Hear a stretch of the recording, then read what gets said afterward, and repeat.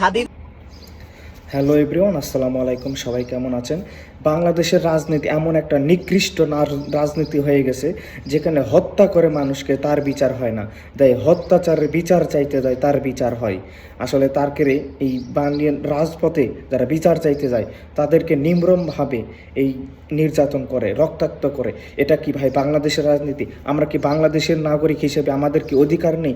যারা হত্যা করবে, যারা নির্যাতন করবে, যারা ধর্ষণ করবে তাদের বিচার চাওয়া কি মানুষের অপরাধ?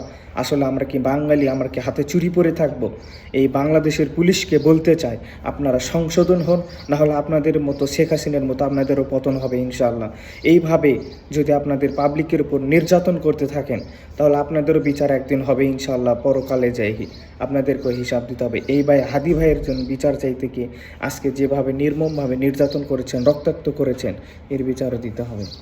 বিচার চাইতে চাইতে রাজপথে রক্তাক্ত হয়েছে ভাই। আপনার রক্তের সাথে বেইমানি করি নাই ভাই, ইনশাআল্লাহ। আপনার রক্তের সাথে আমি গাদ্দারি করি নাই, ইনশাআল্লাহ। আমি আমার শেষটুকু দিয়ে চেষ্টা করে গিয়েছি, ইনশাআল্লাহ। বাংলার মাটিতে যত ইনসাফ চান ভাইরা আছেন এই বাংলার মাটিতে, আপনারা রাজপথ ছাড়বেন না, আপনারা রাজপথ ছেড়ে যাবেন না। এই ওয়াইফকে নিয়ে রাজপথে নেমে গিয়েছে, এতটুকু সাহস রাখতে পেরেছে, আপনারা পারবেন না কেন ভাই?